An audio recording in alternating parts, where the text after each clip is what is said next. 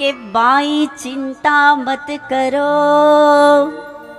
मन में धीरज धार, के मन मांगे सो मांग जो थने देसी सिरजनहार।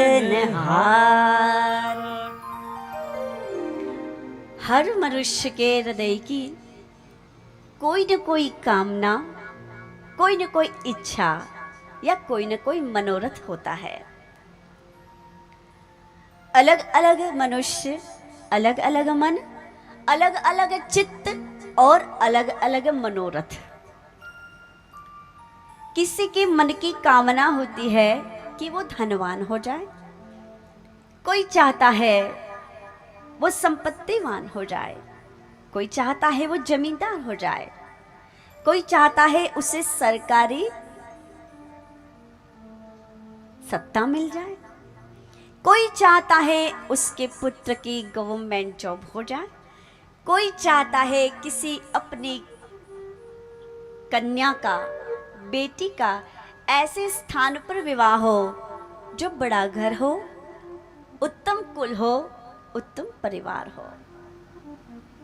कोई एजुकेशन में आगे बढ़ना चाहता है तो कोई अध्यात्म में प्रगति करना चाहता है,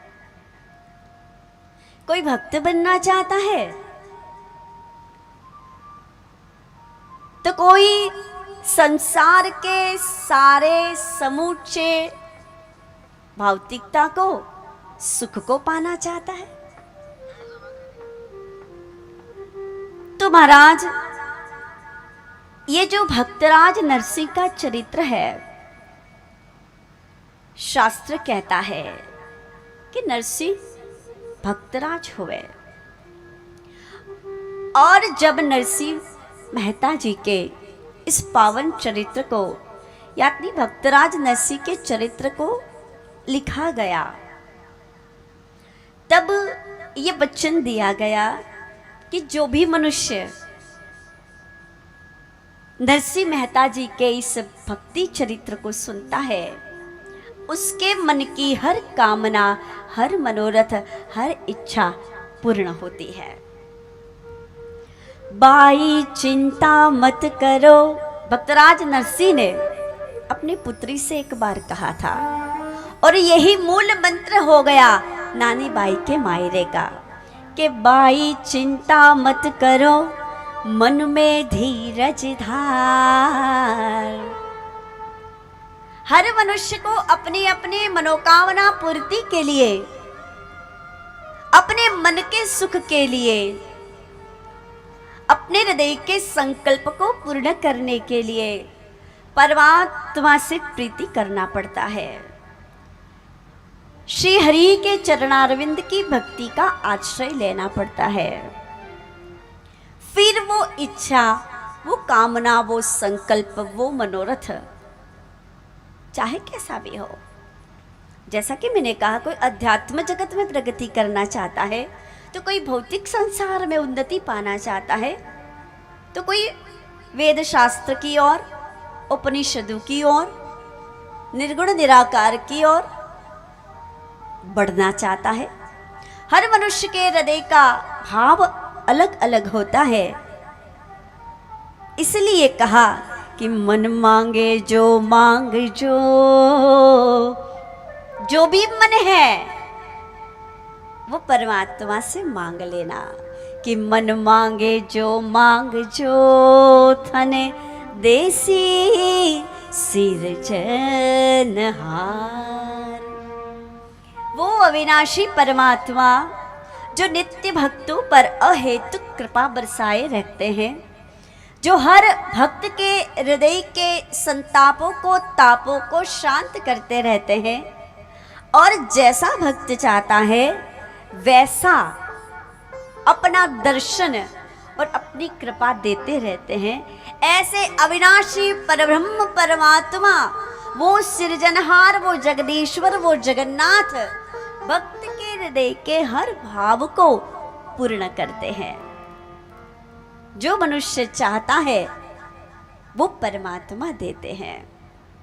पर जब मनुष्य के हृदय का वो संकल्प सत्य हो, जैसे कि हमारे आदरणीय यजमान के हृदय का संकल्प सत्कर्म का आयोजन, अध्यात्म की ओर प्रगति और अनेक भक्तों के हृदय को भक्त चरित्र का श्रवण कराकर आनंदित कराने का। ऐसे सत्संकल्प जब होते हैं तब ऐसे धार्मिक आयोजनों को साकार रूप मिलता है। कहने का तात्पर्य इतना ही है कि मनुष्य जो चाहता है वो परमात्मा उन्हें जरूर देते हैं।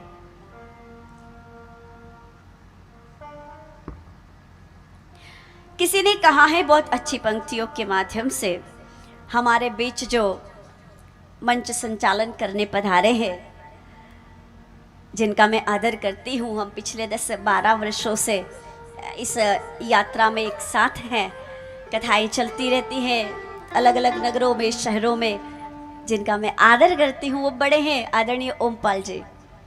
इन्हीं के मुख से मैंने सुनी थी कुछ पंक्तियाँ, कथा में कहीं गुनगुनाए होंगे, जो मुझे अभी इस वक्त याद आ गई कि ज़रूरी नहीं कि हर वक्त जुबा पर उस परमात्मा का नाम आए। जरूरी नहीं जुबा पर हर वक्त उस परमात्मा का नाम आए। वो लम्हा भी बड़ा खास होता है जब एक बार एक मनुष्य किसी और मनुष्य के काम आए। तो ये संसार का नियम है, आप सत्कर्म करते रहेंगे।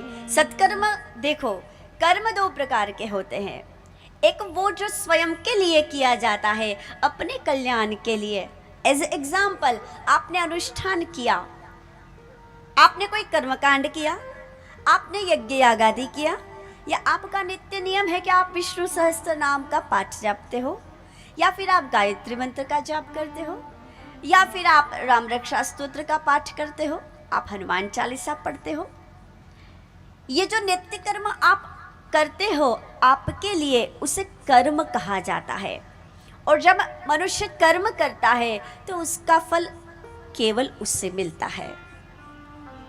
और जब अपने साथ साथ औरों का भी कल्याण हो, ऐसा आयोजन किया जाता है, ऐसा प्रयास किया जाता है, वो होता है सत्कर्म।